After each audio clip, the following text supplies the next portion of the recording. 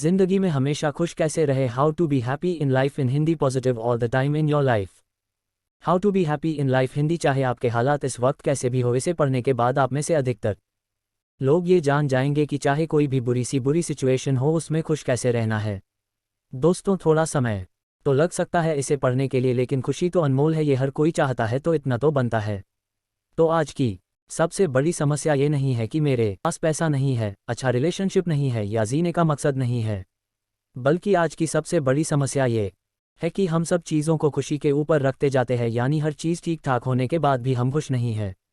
आप मेरी बात से सहमत ना हो, लेकिन ये सत्य है कि खुश रहना एक आदत होती है। ये ऐसी कोई पराई चीज़ नहीं है जो कि आप किसी से मांग सकते हो या खरीद सकते हो।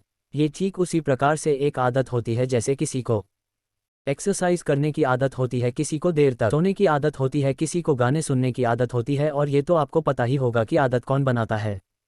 आदत कोई दूसरा नहीं बनाता ना। ये बात सच है कि जब आपका मन होता है तभी आप किसी काम को शुरू करते हो, लेकिन फिर भी लोगों को देखते हैं, जब कोई परेशानी होगी तो स्टेटस लगाएंगे, दूसरों को ब्लेम करेंगे, पूरा का पूरा डेक भरा बर्तन दूसरे के सर पर उधेल देंगे।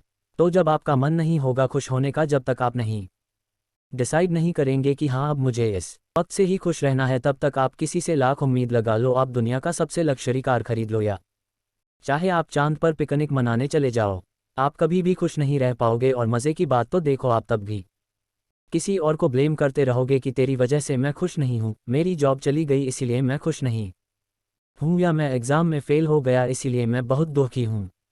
देखो भाई, ये सब जो रीजन्स हैं ना आपके दुखी होने का, वो सब के सब एक्सटर्नल यानी कि बाहर के है। और एक्सटर्नल चीज़ों को आपको किस वे में एक्सेप्ट करना है वो आप पे डिपेंड करता है कि ज़िंदगी में या एग्जाम में या रिलेशनशिप में फ़ेल होने के बाद हमेशा रोते रहना है, या उस सिचुएशन को एक्सेप्ट करके स्माइल करके ज़िंदगी में आगे बढ़ना है। क्योंकि देखो, आप हो, आपकी जो थॉट्स है, आपकी फीलिंग है, वो आप में है। उसी तरह हर व्यक्ति अपने आप में एक यूनिक पर्सनालिटी होता है, तो आप किसी दूसरे की थॉट या पर्सनालिटी को चाह करके भी अपने अंदर नहीं ले सकते, तो दूसरे पर्सनालिटी या हालात भी बदल करके आपके तरह नहीं हो सकते। नंबर 1, स्वीकार करना। अब यहाँ से एक बात निकल कर आती है, एक्सेप्टेंस, यानी आपको समझना है कि जैसे कि मैं इस पूरी दुनिया में यूनिक हूँ, उसी तरह से दुनिया में हर चीज़, हर वक्त और हर हर शख्स की कैपेबिलिटी यूनिक है।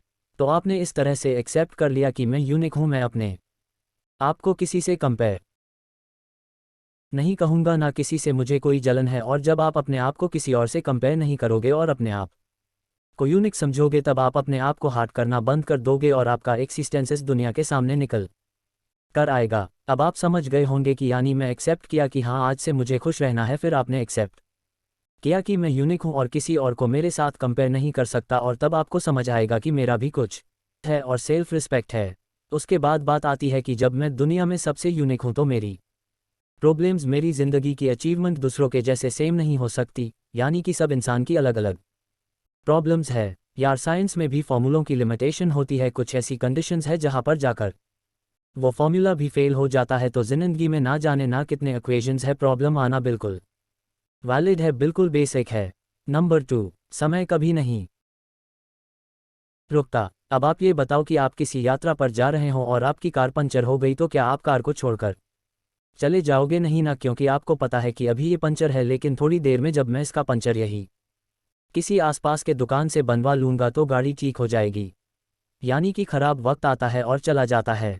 अच्छा, आपने कार का टायर सही करवा लिया, लेकिन क्या गारंटी है कि वो अब कभी दोबारा पंचर नहीं होगा? कहने का मतलब है, खुश रहने का दूसरा मंत्र है, आता है और चला जाता है। और क्योंकि आप एक यूनिक पर्सनालिटी हो, आपका थॉट प्रोसेस सबसे अलग है, इसलिए आप पे निर्भर करता है कि आपको ऐसे हालात से सीखना है या एक जगह बैठ करके रोते रहना है।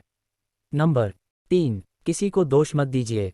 अब समझिए कि अगर आपकी कार पंचर हो गई और अगर आप सारा दिन बैठकर खुद को ब्लेम करते रहोगे कि मुझे कार नहीं लानी चाहिए थी, मुझे ट्रेन से चले जाना चाहिए था, या ब्लेम करोगे कि घर गया है, तो क्या इससे आपकी प्रॉब्लम सॉल्व हो जाएगी? आपका यात्रा का मकसद पूरा होगा? उस समय आपके लिए प्रायोरिटी क्या होगी? चाहे आप कहीं भी हो, आपको कैसे भी करके टायर ठीक करवाना है और अपने सफ़र पर आगे बढ़ना है। कोई कितना भी बेवकूफ़ इंसान हो, अगर उसकी गाड़ी पंचर होती है ना, तो सबसे पहले उसका सल्यूशन ढूंढता है। तो यार, ये तो ज़िंदगी का महान सफ़र है, तो इसमें आप कैसे खुद पे गिल्टी करके या दूसरों को ब्लेम करके एक जगह पर बैठ सकते हो?